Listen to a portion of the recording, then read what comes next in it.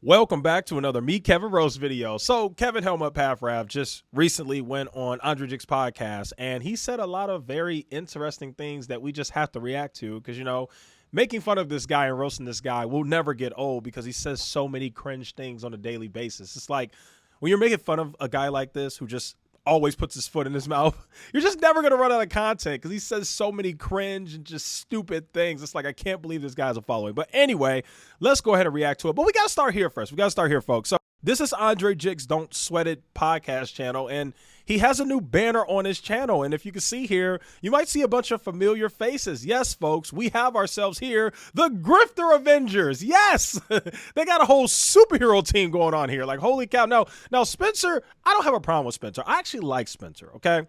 I know Spencer really made me upset like a year ago when, you know, that whole thing where he went against CoffeeZilla and he was defending his so-called friends who aren't really his friends. And, you know, I had a lot of not nice things to say about him. But Spencer and I have since we've made amends to that, okay? We get along better these days, all right? And I do like Spencer. I really do. I'm not going to lie to you. Now, this guy with his mouth open, who the hell is that? I don't know who that is.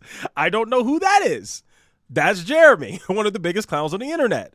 Okay, Joshua Mayo. Okay. He's not the worst. I mean, I will be honest, I do like his content. I just don't like the fact that he works for that scummy mafia creators agency, which, by the way, guys, they do still exist.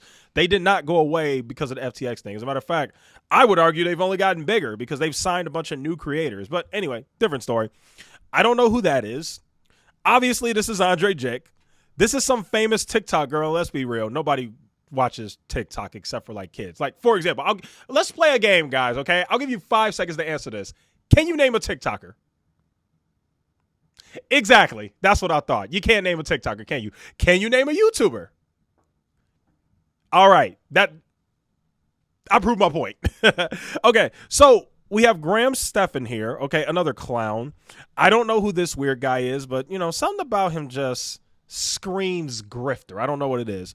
Obviously, the most notorious grifter on planet Earth, Kevin. This is Sean Connell, whatever his name is. He runs Snick Media. The bottom line is these are a bunch of creators, and unfortunately, many of them are grifters. That's the – and I'm sure they all work for creators agency. Okay, now let's actually go to the video. Oh, wait. No, there's one more thing I have to show you guys before we get to the video. We have to look in the comments because you see, folks, there are 2 types of people in this world, okay? There is average millennial investor. Let's go ahead and read his comment. This was great. Kevin is so motivated. Kevin, Andre, and Graham are next generations. Need more folks like them as the older generation starts to retire. Also, too bad Millennial Money was canceled. Would have been the millennial version of the All In podcast. Okay, so remember, I said there are 2 types of people in this world. There's idiots like this, and then let's scroll down. And then there's smart people like our good friend Igor. Kevin is a modern-day snake oil salesman. Bingo. Okay. So like I said, there's 2 types of people in this world. There's average millennial investor who thinks that everybody in the video is a genius and Kevin and Andre and Graham are super geniuses and they're going to make everybody a bunch of money, even though they have no track record of making anybody money. And then there's smart people like Igor who's like, yeah, Kevin's a modern day snake oil salesman. Correct. You are 100% correct, sir. Okay, let's go ahead and react to the video. We got to laugh at some of the cringe things that this clown said, okay? Here we go. Right. What do you say to people that say, like, why do you sell courses? Yeah. Isn't that, you know, like if you really had an edge over people and you had this secret trading strategy and you could make millions, like, why would you want to share that with people? Yeah, it's a great question. So I don't profess to be a trader. I'm not a big fan of trading. I'm a big fan of real. Oh my God. What? He says he doesn't profess to be a trader. Okay, guys, we all know that's a lie. This guy has traded stocks the last like 2 to 3 years, in and out of stocks. One day he's buying Shift Technologies, then he's selling it. Then he's buying AMC, then he's selling it. Then he's buying DWAC, you know, whatever that stock was called, that Donald Trump SPAC. Then he's selling it. Most of his entire life, all he's done is buy and sell and buy and sell. Like, can you think of a time where this guy has ever held a stock? So let me explain something to you guys. When you buy a stock, and you immediately sell it like a month later, that's trading, okay? When you buy a stock in the same week and then you immediately sell it, that's trading. Can you name any stock this guy has ever held long-term? Shift Technologies, he bought and sold within a year. Matterport, bought and sold within a year. Outlet, bought and sold within a year. Just about every stock this guy has talked about, he bought and sold within a year. The only stock that I could think of that he's held on for the long term has been Tesla. So by definition, sir, you are absolutely 100% undeniably a trader. I mean, what are you trying to profess that you are here? What do you think? You're a long-term investor? What do you think? You're Warren Buffett? You've never even held a stock for 5 years ever in your life. Can anybody think of one stock this guy has ever held for 5 years? You can't think of one. Come on, man. You are absolutely a trader, bro. Real estate. And I think that I really believe wholeheartedly there are great ways to leverage what you can do with stocks to get into more real estate. What you can do with real estate sales to get into more real estate. What you can do with sales to get into more real estate. The big thing for me, like, if I'm just like totally naked, it's like just buy real estate. Just go buy real estate, but buy good deals. Oh, yeah, because it's so easy. Yeah, just go buy real estate, bro. You need like a $20,000 down payment.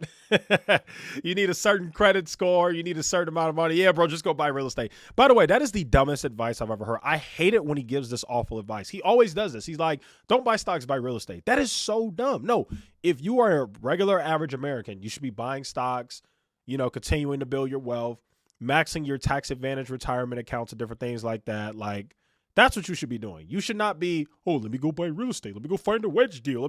Such terrible advice. What a clown. Okay, let's do a different part of this interview. Here we go. It is valuable to understand how to value the quantitative or qualitative stuff. Like, I get that there is a science and an art to it.